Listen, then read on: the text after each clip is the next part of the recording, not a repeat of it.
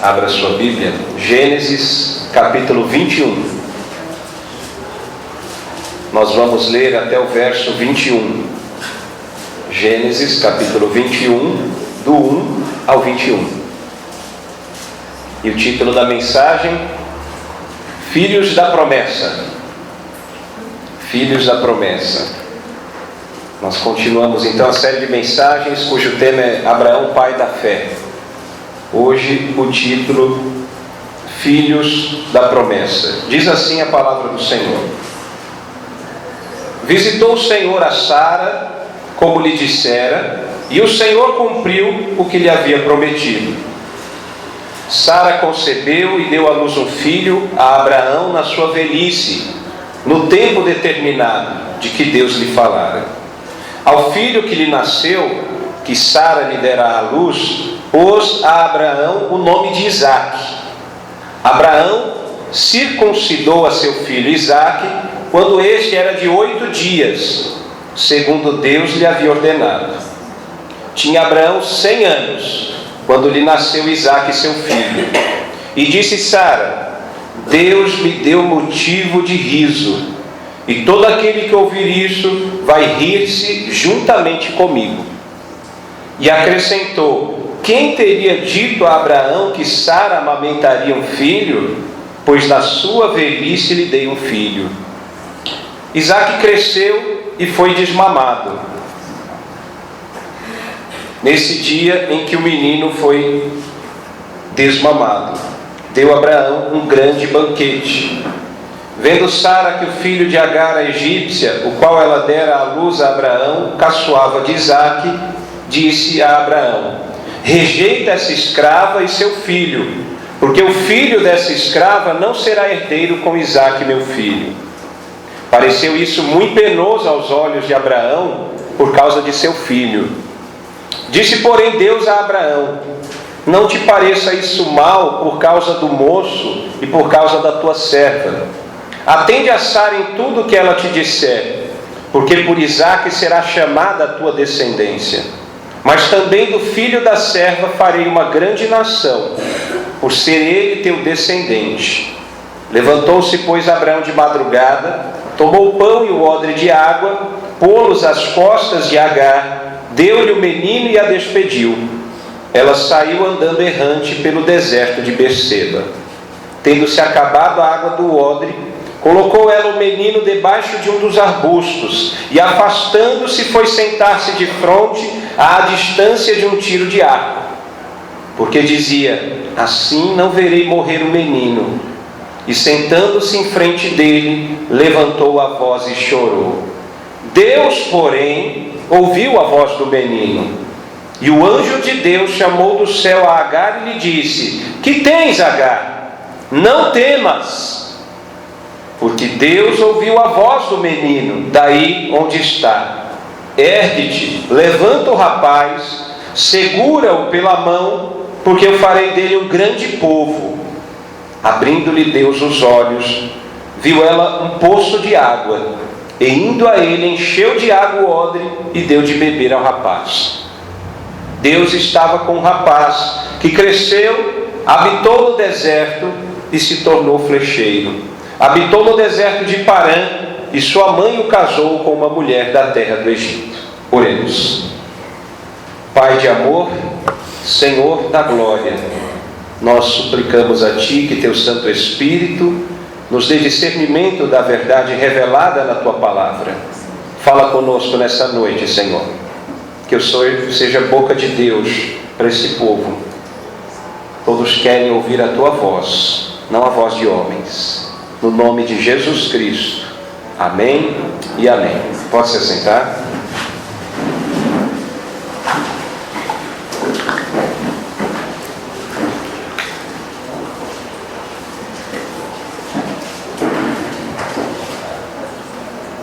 Estamos quase encerrando essa série de mensagens a respeito de Abraão, pai da fé. Eu creio que não foi somente eu, mas muitos irmãos e irmãs foram abençoados e têm sido abençoados com as experiências da jornada de fé de Abraão. Abraão tem muito a nos ensinar. tanto nos seus momentos altos como nos baixos, tanto nos momentos em que ele confiou em Deus, como pai da fé, amigo de Deus, mas também nos momentos de fraqueza espiritual, de vacilo na fé. Isso assemelha-se muito à nossa vida. Nós somos assim. Nós, filhos de Deus, temos momentos em que demonstramos uma vigorosa fé, nós confiamos em Deus, mas temos momentos e circunstâncias da vida que nós somos fracos, que nós somos limitados, parece que a gente nem é crente. Então, as experiências de Abraão acabam confortando o nosso coração em saber que o pai da fé, embora tenha sido um grande homem de Deus, e de fato ainda o é, que ele está na glória vivo com o Senhor, mas ele também teve seus momentos de dificuldade, ele também titubeou na fé. Essa é a nossa história de vida também. E hoje nós, finalmente, depois de 25 anos, nós vamos ouvir um pouco a respeito do nascimento do Filho da promessa. Você já parou para pensar? Deus fala pessoalmente com você, Ele promete algo a você, e diz: você, Sara, Abraão, vocês terão um filho. Ele já com idade avançada, e Sara estéril. E diante de todo esse longo percurso no tempo, eles confiaram em Deus, com alguns momentos de vacilo na fé, é verdade. Houve momentos em que Abraão e Sara, diante de uma grande fome na terra, desceram ao Egito, buscaram socorro no Egito, sem a direção de Deus. Isso pode colocar em xeque, pode prejudicar o cumprimento do propósito de Deus, porque Faraó tomou Sara por sua mulher. Imagina se Faraó consumasse a relação sexual com Sara. Mas Deus não permitiu. Deus está sempre no sobrenatural agindo. Às vezes nós nem enxergamos a mão de Deus, o agir de Deus, mas Deus está agindo, irmãos. Às vezes o céu parece que está em silêncio, mas Deus continua trabalhando. Deus está trabalhando sempre. Ele não descansa. E Abraão também teve momentos que ele ofereceu a Deus Eliezer, seu mordomo, seu servo, para que fosse o herdeiro das promessas. O Senhor disse para ele, o Deus de Abraão disse para Abraão: não, senhor, não é o seu mordomo não, você vai ter um filho com Sara. E Sara, naquela desesperança, na dúvida, porque demorava o cumprimento da promessa, você já sabe, são 25, quase 26 anos, ela oferece, segundo os costumes daquela época, a sua escrava, uma serva egípcia, Agar, para que Abraão tivesse um relacionamento com ela e nascesse um filho, e esse seria o herdeiro da promessa. Sabe o que Deus de Abraão diz? Não é Ismael o herdeiro da promessa, o filho da promessa.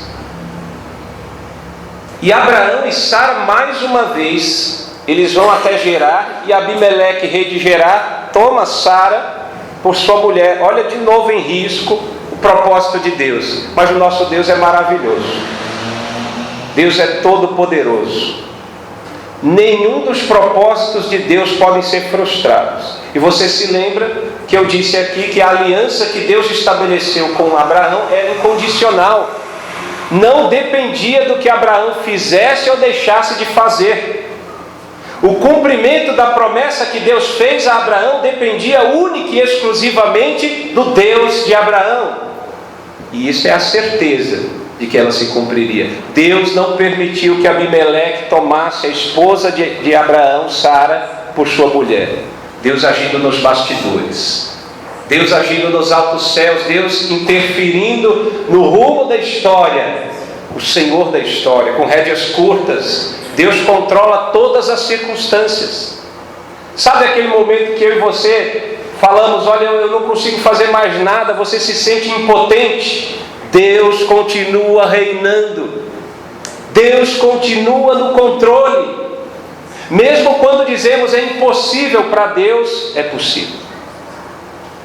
E aqui nós vemos então a visitação de Deus, esse encontro divino com Sara. E naquele momento Deus promove o bem. Aquele corpo, aquele ventre mortificado, por idade avançada, Sara tinha só 90 anos de idade, mulher estéril, mas Deus faz com que ela conceba e tenha um filho conforme a promessa que Deus havia feito. Essa visitação do Senhor a Sara prova que Deus é Deus onipotente, é Deus todo-poderoso. Quando aos olhos humanos parecia impossível, porque o ventre já estava amortecido, ela não tinha mais o ciclo produtivo, fértil da mulher, e nunca foi fértil porque ela era estéril, Deus vem e age sobrenaturalmente com o seu poder, faz um milagre. Sara tem um filho da promessa. Aos olhos humanos pode parecer demorado, 25, 26 anos, mas Deus não chega atrasado nem adiantado.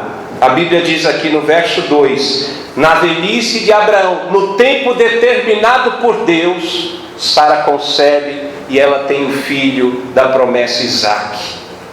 Isaque quer dizer ele ri, riso, porque tanto Abraão quanto Sara, quando ouviram a promessa do Senhor e olharam para os empecilhos, para os obstáculos para acontecer aquela promessa, eles deram mais atenção para os empecilhos, esqueceram de olhar para Deus. E às vezes nós agimos assim. Deus tem uma promessa para você, mas você pensa que aquilo é impossível diante das circunstâncias. Aí você olha para o tamanho do seu problema, dos empecilhos, na muralha para você alcançar a bênção de Deus, e você esquece de ver o quão grande é o seu Deus. Foi riso de incredulidade no primeiro momento. Mas a Bíblia diz que Deus visita. E com essa visitação divina, Deus prova que é todo poderoso e que é fiel. É Deus de promessas. Deus não pode falhar. Ele é fiel. Ele não é homem para que minta, nem filho do homem para que se arrependa. Se Deus cumpriu, se Deus prometeu, Ele vai cumprir. Então, se você tem promessas de Deus para a sua vida, descansa na promessa do Senhor. Confia em Deus, que no tempo determinado por Ele, Ele vai cumprir. Mas eu quero orientá-lo a respeito das promessas, porque muitas vezes algum crente incauto pode observar alguma promessa da Bíblia Sagrada e dizer, eu quero tomar posse dessa promessa. E às vezes não é uma promessa universal para todos. Às vezes a promessa de Deus é uma promessa específica pessoal. Eu quero dar um exemplo para você entender. Gênesis 12, do 1 ao 3, Deus faz promessas a Abraão. De ti farei uma grande nação, em ti serão benditas todas as famílias da terra, se tu uma bênção. Eu não posso tomar posse dessa promessa, porque esta promessa era para Abraão. E esse é um exemplo para que você entenda. Nem todas as promessas da Bíblia, da palavra de Deus, nossa única regra de fé e prática, são para todos nós. Este é um exemplo. Essa promessa de uma grande nação, em ti serão benditas todas as famílias da terra, era promessa específica e pessoal para Abraão. Você não pode tomar posse dessa promessa. Mas lembre-se do convite que tem ecoado até os nossos dias de nosso Senhor e Salvador Jesus Cristo, que se encontra em Mateus 11, 28. Ele diz assim: vinde a mim, todos os que estáis cansados e sobrecarregados, e eu vos aliviarei. Pode fazer assim com a sua mão. Pode fazer. Faça assim com a sua mão. Abra a sua mão. E agora recebe aí, que essa promessa é para mim e para você. Deus promete para mim e para você. Esta é para todo aquele que vai ao encontro de Jesus. Você foi ao encontro de Jesus? Vinde a mim é o convite. Ir ao encontro de Jesus é reconhecer que você é um miserável pecador. Ir ao encontro de Jesus é reconhecer que você é totalmente incapaz para se reconciliar com Deus. Ir ao encontro de Jesus é reconhecê-lo como Senhor, como Salvador. E aí você vai prostrado aos pés da cruz e se entrega ao Senhor Jesus. Ele vai aliviar o seu coração. Ele vai te dar descanso. Mas acima de tudo, Ele vai te dar salvação eterna. salvação eterna. Ele vai te dar paz, paz que excede todo entendimento. Não é a ausência de conflitos, de guerras, de problemas. No mundo tereis aflições, ele disse. Jesus nunca nos enganou. Essa vida terrena, você pode ser o filho de Deus mais obediente e fiel. Você vai passar por provas, por dificuldades. No mundo tereis aflições, mas tende bom ânimo. Eu venci o mundo. Jesus já ganhou vitória, obteve vitória para mim, para você, para nós filhos de Deus. E a Bíblia Sagrada, que é a palavra de Deus, diz que somos mais do que vencedores em Cristo Jesus. Mas não confunda a vitória que o mundo promove, que é a ausência de problemas, que é prosperidade financeira, material, abundância de bens e riquezas. Não, meus irmãos, tem gente que tem tudo desta terra, mas consegue pular do 10º andar de um prédio luxuoso porque não tem nada no coração. Tem gente que perde tudo na beira do córrego quando vem a enchente. Vocês viram que ontem alagou tudo, né? E a pessoa consegue aí sair com o coração alegre porque ela tem Jesus na vida dela. Nós precisamos de Jesus. É Ele que alivia a nossa alma aflita. Não é o pastor, não é o irmão, não é a irmã. Deus pode até usar como instrumentos, mas aquela voz doce e suave do Espírito Santo, o agir e o mover de Deus em nossas vidas, é isso que traz paz, é isso que traz descanso, e é isso que leva você a confiar nas promessas de Deus, porque Ele é todo poderoso e Ele é fiel para cumprir o que prometeu.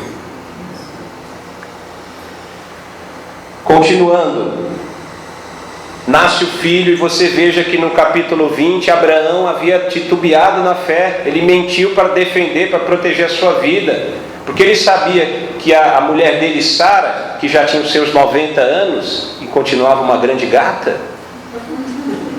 E não foi brincadeira não, porque foi batata. Quando ele chegou em Gerar, Abimeleque, traz essa gatona de 90 anos para cá. Mas Deus não permitiu que Abimeleque a possuísse como mulher. Naquela ocasião, Abraão e Sara, em conluio, mentiram, negaram ou omitiram que eram marido e mulher, não confiaram em Deus. Mas aqui no capítulo 21 de Gênesis, por ocasião do nascimento de Isaque, nós vemos eles como pessoas íntegras. Veja que Abraão obedeceu ao Senhor, colocou o nome de Isaque, porque o Senhor havia determinado este nome em Gênesis 17. E mais, Abraão também circuncidou ao 8º dia Isaque, porque Deus havia ordenado desta maneira. A circuncisão era uma prática comum, inclusive entre os povos pagãos daquela época. Só que havia um relacionamento com o culto a divindades pagãs, principalmente deuses de fertilidade. Por isso eles circuncidavam, que é cortar o prepúcio, do menino, mais ou menos entre 10 e 13 anos, no período da puberdade. Sabe o que Deus faz? Ele pega esse costume daquela época, torna como uma aliança, um sinal da aliança de Deus com Abraão e posteriormente de Deus com Israel, o povo de Deus terreno. Só que ele muda o momento em que acontece a circuncisão. Ao invés de ser naquele momento da puberdade, que é ligado com deuses de fertilidade, ele coloca no 8º dia. E assim se torna uma aliança, o sinal da aliança de Deus com o seu povo. Então você veja Abraão obedecendo a Deus, tanto por colocar o nome Isaque, quanto pela circuncisão. E Sara? Sara também demonstrava integridade. Lá no verso 6, a palavra diz assim, olha o que Sara disse: Deus me deu motivo de riso. Só que esse riso aqui não é o riso daquela outra oportunidade, em que foi o riso de incredulidade, de dúvida. Quando chegou o Senhor, os 2 anjos, pouco antes de destruírem Sodoma e Gomorra, falaram que Sara ia ter uma filha, ela estava escondidinha ali, estava escondidinha ouvindo a conversa de Abraão com o Senhor e os 2 anjos. Quando ouviu que ela ia ter um filho, ela deu aquela risada no íntimo. Mas Deus conhece o coração. Por que você riu, Sara? Eu não ri, ela ficou com medo. Foi riso de incredulidade, de dúvida. Mas este riso, em Gênesis 21, é riso de contentamento, de alegria. E nós aprendemos uma coisa aqui. Às vezes você tem uma promessa de Deus na sua vida. Às vezes você tem buscado alguma coisa de Deus. E é algo que aparentemente é impossível. Os empecilhos, os obstáculos são verdadeiras muralhas. E talvez você esteja nessa condição do riso de dúvida, de incredulidade. Mas tenha certeza de uma coisa: quando Deus visitá-lo ou visitá-la e realizar um sinal, um prodígio, um grande milagre na sua vida, esse seu riso de incredulidade vai tornar-se em riso de contentamento e alegria. Porque Deus age com bondade, misericórdia e graça. Louvado seja Deus, que não depende da nossa fé somente. Porque se dependesse somente de mim, de você, nós estaríamos perdidos, irmãos. Mas nós dependemos da maravilhosa graça de Deus, que tem prazer em abençoar e que não tem prazer na morte do ímpio. Então Deus age desta maneira. Em nome de Jesus, essa dúvida que está no seu coração, essa incredulidade que tem anulado e mitigado a sua fé, em nome de Jesus, Deus vai transformar em contentamento e alegria, no momento em que Ele manifestar-se em sua vida com poder e grande glória. E o nome do Senhor será glorificado. Não se esqueça do Senhor Deus.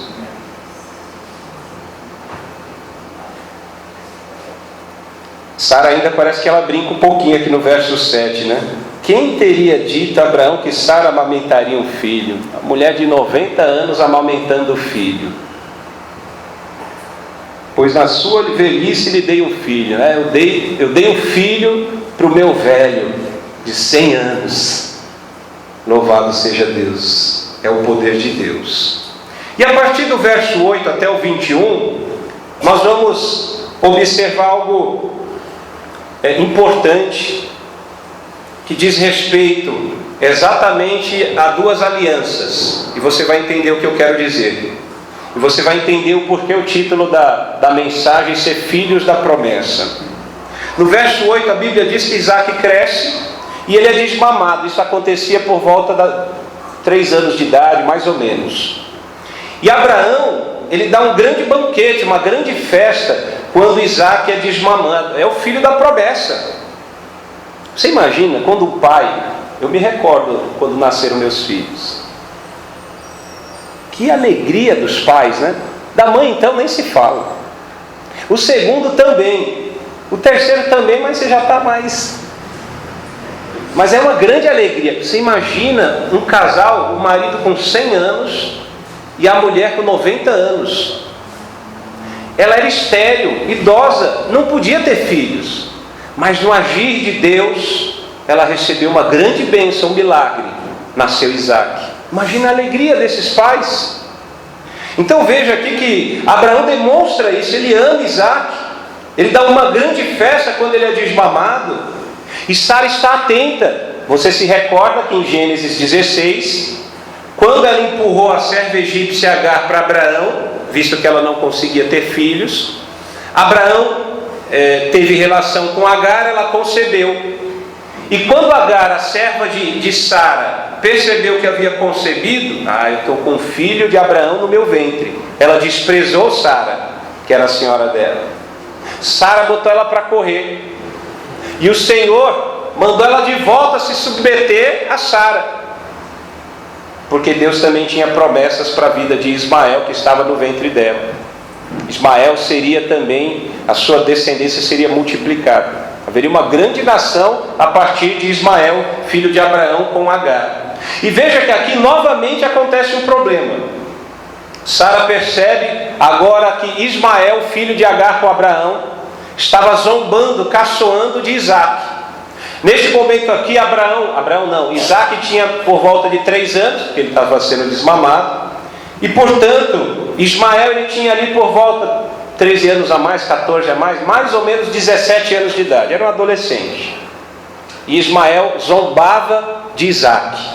Sara, percebendo isso, ela exige de Abraão: Abraão, meu marido, expulsa essa serva, essa escrava e o seu filho, porque eles não vão fazer parte da herança de Isaac. Parece cruel, não é? Isso foi terrível, foi como uma flecha no coração de Abraão. Por quê? Porque Abraão amava o seu filho Ismael, seu filho mais velho. Abraão não queria esse resultado. E aqui nós temos mais um aprendizado. Nós aprendemos mais uma lição. O pecado pode ser perdoado por Deus. Deus perdoa pecados. 1 João 9 diz: se confessarmos os nossos pecados, Deus é fiel e justo para nos perdoar os pecados e nos purificar de toda injustiça. Provérbios diz: aquele que encobre as transgressões nunca prosperará, mas o que confessa e deixa, este alcançará misericórdia. Então, se você se arrepende de seus pecados genuinamente, os confessa e deixa, você volta para os caminhos do Senhor, Deus perdoa. Agora, embora Deus perdoe pecados, isso não quer dizer que não soframos as consequências do pecado.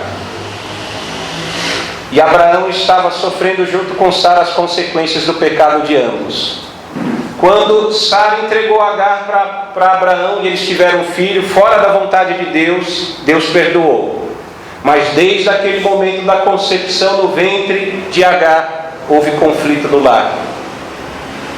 Aqui mais uma vez, conflito no lar. A dor no coração de um pai amoroso. Abraão amava o seu filho mais velho, Ismael, e agora era pressionado por sua esposa para que tanto o filho quanto Agar fossem expulsos, desterrados. Olha o sofrimento por conta das consequências do pecado. E mais, nós sabemos que Ismael, o filho mais velho de Abraão, tornou-se o ascendente do povo árabe. Olha que as consequências do pecado de Abraão e de Sara são sofridas até os dias de hoje. Israel é inimigo de boa parte do mundo árabe. E no Oriente Médio, a única democracia que existe no Oriente Médio é exatamente Israel, que fica um pequeno país pouco maior que o estado de Sergipe, que sofre toda a pressão de todo aquele mundo árabe, sobretudo aqueles do Islã, que tem a lei Sharia, que promove a jihad, a guerra religiosa. São inimigos ferozes, terríveis de Israel e dos cristãos. Portas Abertas, vez ou outra, traz alguma consideração sobre a situação do Evangelho em países fechados como países árabes.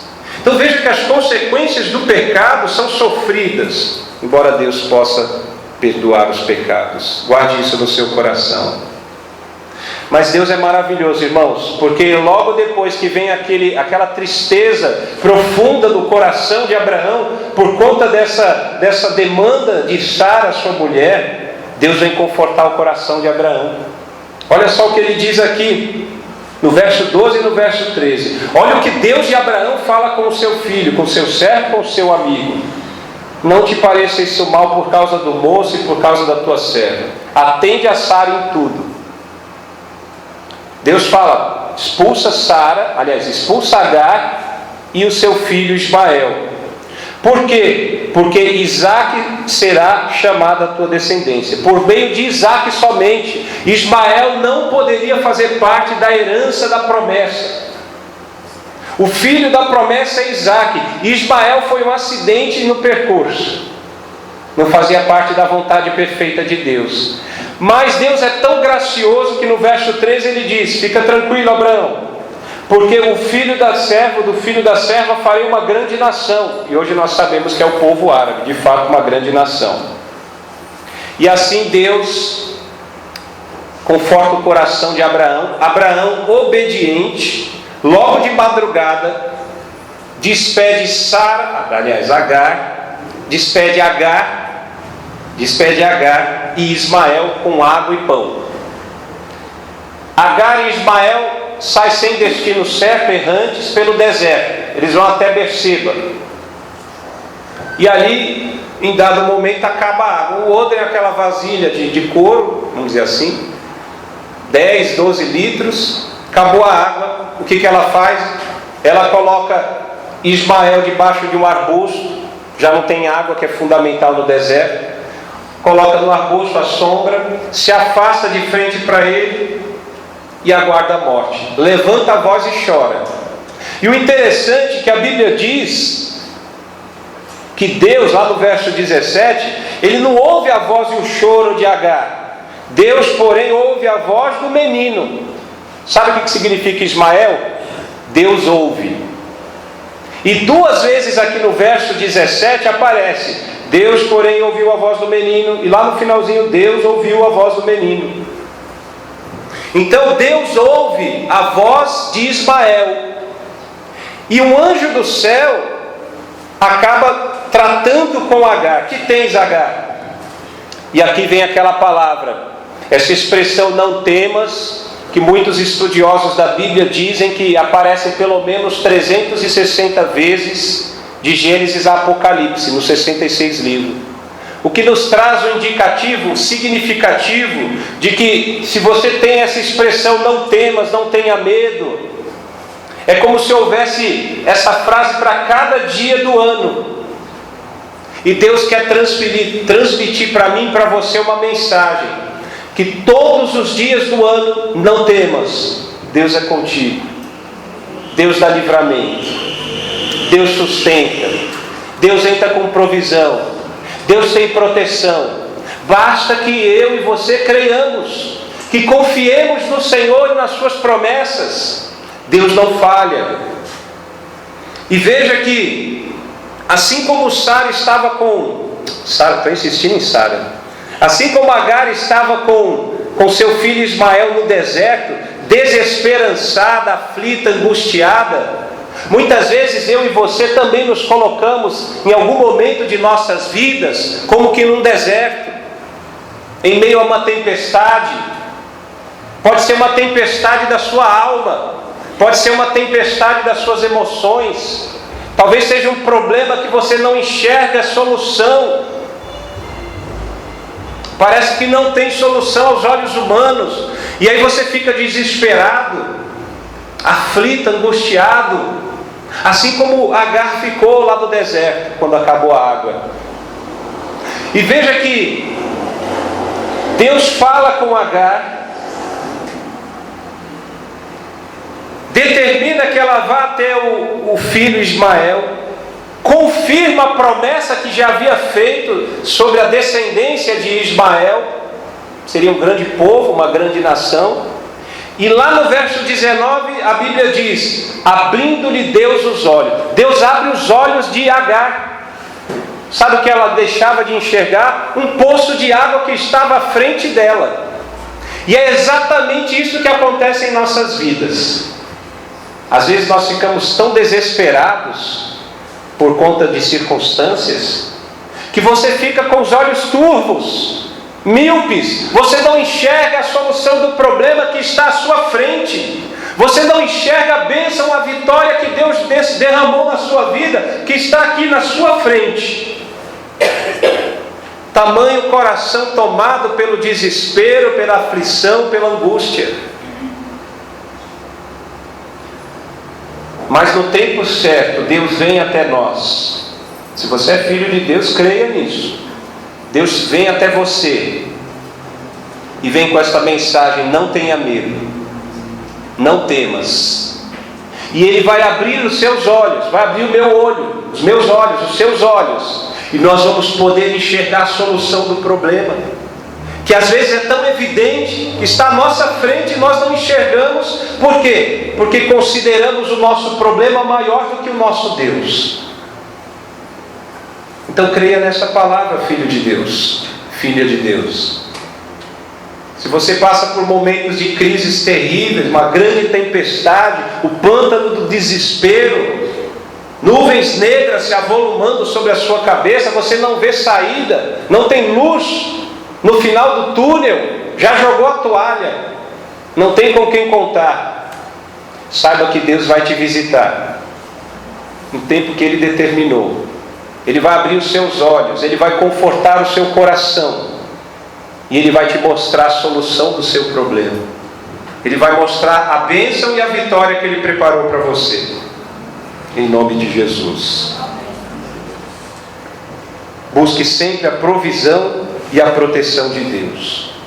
E para encerrar, eu quero trazer o último ensinamento à luz da interpretação que o apóstolo Paulo fez desta história. Encontra-se lá em Gálatas 4, se você quiser acompanhar comigo. Gálatas 4, a partir do verso 21. Paulo, ele trata essa história de Sara e Agar, de Abraão, Ismael, Isaque. Ele enxerga uma verdade espiritual profunda que traz um ensinamento precioso para mim e para você nesta noite. Só para situá-lo, Gálatas, essa carta foi escrita pelo apóstolo Paulo e destinada à igreja da Galácia. Havia uma igreja na Galácia, eles acreditavam na salvação pela graça por meio da fé, entretanto sofriam influências de judaizantes, judeus que se tornaram cristãos e começaram a ensinar que além da fé era necessária a obediência da lei de Moisés. Nos nossos dias nós temos também gente como aqueles fariseus que agem no meio das igrejas, que falam num tipo de salvação que depende de obras. Às vezes gente envolvida com a obra do Senhor, que evangeliza, discipula, que tem cargo na igreja, plantador de igreja, mas ensina um outro evangelho, que não é o evangelho de Cristo, a sã doutrina, que fala da salvação por graça mediante a fé somente. São pessoas que querem acrescentar algo à fé, a obediência à lei, uma vida perfeita, uma vida de santidade. Nada que façamos pode salvar a nossa alma. A salvação pertence ao Senhor, é um dom de Deus. E nós aprendemos aqui, por meio da interpretação do apóstolo Paulo, da história de Sara e de Agar, que Sara e Agar representavam duas alianças. Agar, como escrava, representava a aliança da lei. E você sabe que aquele que quer agradar a Deus, quer se reconciliar com Deus por meio da obediência da lei, ele tem um fardo muito grande, insustentável, e ninguém consegue obedecer perfeitamente à lei. Infelizmente há fariseus nos nossos dias que procuram influenciar o seio da igreja, insistindo na prática farisaica e também daqueles judaizantes da Galácia, de que não basta somente a fé em Cristo Jesus, que você precisa obedecer perfeitamente à lei de Deus para ser salvo. Mas Sara representa a aliança da graça. Veja que Agar, a escrava, foi uma tentativa de Abraão e Sara, já que eles não confiavam mais na promessa de Deus, estava demorando demais. Então eles usaram um meio natural, nasceu Ismael, que continuava sendo escravo. Mas Sara não. Sara com Abraão, e Sara representa essa aliança da graça. É um nascimento sobrenatural, porque Sara já não podia mais ter filhos do ponto de vista humano, genético, biológico. Não foi natural o nascimento de Isaque, foi sobrenatural. Foi pelo poder de Deus, ele nasceu do Espírito. Então aqui sim, essa aliança da graça é a aliança que está representada ou é representada pelo Evangelho de Cristo. Você que é filho de Deus, é filha de Deus. Você sim tem que observar a lei de Deus, a lei de Cristo, do ponto de vista de como é a sua conduta, o seu dia a dia. Porque a lei, ela nos encaminha até a presença de Cristo. Ela mostra como nós devemos nos comportar no dia a dia, mas nós somos falhos, nós somos pecadores. E é por isso que a lei não pode nos salvar, embora ela represente o caráter de Deus. Mas ela nos conduz a Cristo Jesus. E todo aquele que crê em Jesus, se arrepende de seus pecados, se torna um filho da promessa, como Isaac. Porque tem o nascimento do Espírito. É o nascimento pelo poder de Deus, um milagre, é sobrenatural. Uma vida religiosa não pode salvar ninguém. Nós precisamos do agir de Deus para que haja vida eterna, salvação eterna. E assim nós somos filhos da promessa. Gálatas 3:29 diz: e se sois de Cristo, se você está em Cristo, também sois descendentes de Abraão. Nós somos filhos de Abraão pela fé e herdeiros segundo a promessa. Então você que é filho, filha de Deus, você é filho da promessa como Isaac. Você não é um ismaelita. Você já entendeu, ou deveria ter entendido, que não são as suas boas obras que vão te levar para o céu. E é por isso que o mundo não aceita, as religiões do mundo não aceitam o cristianismo. É loucura para os que não creem. Porque a nossa fé cristã nos revela que a nossa salvação não depende em nada de nós, das nossas atitudes, do nosso comportamento. Mas a salvação pertence ao Senhor. E Deus fez o seguinte, irmãos: Ele enviou o seu Filho como homem. Jesus veio a este mundo e por 3 anos ensinou a vontade de Deus e o caminho da salvação. E Jesus obedeceu perfeitamente a lei, no meu lugar e no seu lugar, porque nenhum de nós pode obedecer perfeitamente a lei do Senhor. E Jesus também, porque nós somos pecadores e pecamos não só nos nossos pecados, mas pecamos em Adão, a nossa natureza é pecaminosa. Jesus ofereceu-se voluntariamente como sacrifício, porque na justiça de Deus, sem derramamento de sangue, não há remissão, não há perdão de pecados. Então Jesus morreu a minha morte, a sua morte. E assim todo aquele que crê no Senhor Jesus e será salvo. Por isso nós somos filhos da promessa. Eu não tenho tanto tempo, mas depois você leia Gálatas 4:21 ao 31.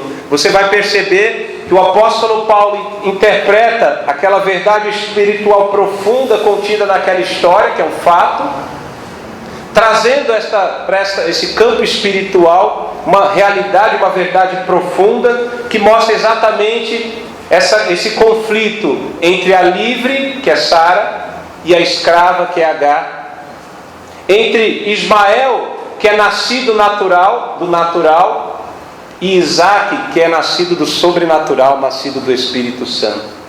E ainda nos dias de hoje, como existiam os fariseus, os judaizantes que ensinavam salvação por obras, nós temos também esse problema no meio da igreja. E da mesma maneira como a escrava perseguia a livre, hoje também aqueles que são livres em Cristo Jesus, que sabem que a sua salvação é por fé, pela graça, muitas vezes são perseguidos por aqueles que confiam em salvação por obras, os fariseus dos nossos dias. Que o Senhor tenha misericórdia de nossas vidas, que tenhamos essa convicção que vem de Deus, de que nossa salvação depende única e exclusivamente do Senhor. Cristo Jesus já fez tudo o que precisava ser feito para mim e para você sermos salvos. Todos os seus pecados já foram perdoados. Pecados do passado, pecados de hoje, pecados do futuro. Por isso você não pode deixar de ser filho de Deus. Se você teve uma genuína conversão, se você se arrependeu verdadeiramente de seus pecados, se você confia em Jesus Cristo como o único e suficiente Senhor e Salvador de sua vida, você já tem um lugar nos altos céus. Jesus já preparou um lugar nas mansões celestiais. E um dia, quando você fechar seus olhos aqui na terra e abrir seus olhos na eternidade, você vai poder transpor aqueles portões celestiais, caminhar nas ruas de ouro dos céus, e você vai encontrar um lugar, e você vai encontrar Jesus Cristo, que Ele já cuida da sua vida. Amém? Nós somos filhos da promessa, como Isaac, e não como Ismael. Vamos orar? Amado Deus, querido Pai, graças te damos porque a tua revelação é rica, poderosa, alimenta o nosso espírito, renova a nossa esperança. Muito obrigado, Senhor, porque sabemos que o Senhor é um Deus de promessas, e o Senhor cumpre as suas promessas, porque tu és fiel, porque o Senhor é todo poderoso. Muito obrigado a Deus, porque nós confiamos que o Senhor pode transformar a nossa incredulidade e dúvida. O Senhor pode transformar em contentamento, em alegria, no momento em que o Senhor nos abençoa e manifesta o seu poder. Muito obrigado a Deus, porque nós reconhecemos que somos filhos da promessa, como Isaac. Somos descendentes de Abraão, herdeiros de Deus e co-herdeiros com Cristo. O Senhor tem promessas grandiosas para os seus filhos. Muito obrigado, Pai. Os nossos tesouros não estão aqui na terra, nossos tesouros são espirituais. Os nossos tesouros são celestiais. A nossa esperança está no porvir. Muito obrigado, Senhor, porque até aqui o Senhor tem cuidado de nós. Perdoa, Senhor, a nossa incredulidade, a nossa dúvida. Perdoa-nos quando vacilamos na fé. Queremos ser filhos de Deus, obedientes, que andam em santidade, que são íntegros, que dão bom testemunho. Ajuda-nos, Senhor. Socorre-nos na nossa incredulidade, nas nossas limitações e fraquezas. Nós precisamos do Senhor em todo tempo. Pai, em nome de Jesus, eu suplico a Ti que o Senhor visite nesta noite cada um que está aqui presente, Senhor. Cada um tem aqui um obstáculo, um problema, uma dúvida, uma dificuldade. Torna, Senhor, esta dúvida em contentamento. Dá livramento, cura. Cura, Senhor, os enfermos. Levanta o caído. Reanima aquele que está abatido. Ó Deus, em nome de Jesus, tira, Senhor, do coração toda depressão. Tira, meu Deus, essa falta de alegria no viver. Arranca isso do peito deste homem e desta mulher, Senhor. O Senhor pode tirar nesta noite, Senhor, mudar a história deste homem e desta mulher. Nós cremos que o Senhor é Deus de poder, que o Senhor é Deus de promessas, que o Senhor faz milagres ainda hoje, porque o Senhor é o mesmo ontem, hoje e eternamente. Faz o milagre em nossas vidas, ó Pai. Derrama a Tua paz em nossos corações. Eu intercedo neste momento pela vida da Tua igreja, Senhor. As crianças, os adolescentes, os jovens, os idosos, os casais. Ó Pai, fortalece a nossa fé. Ajuda-nos, Senhor. Nós pedimos socorro, pois sabemos que o Senhor é socorro bem presente no dia da angústia. Pois sabemos que o choro pode durar uma noite, mas a alegria vem pela manhã. Muito obrigado, Pai. Nós expressamos toda a nossa gratidão. Te agradecemos pelo dom da vida. Te agradecemos pelo Espírito Santo que habita em nós. Te agradecemos por Tua santa palavra que alimenta a nossa alma, que é bússola para o nosso viver. É um manual de vida. Muito obrigado por tudo, Pai. Te agradecemos também pela comunhão da igreja. Te agradecemos em nome de Jesus. Amém e amém.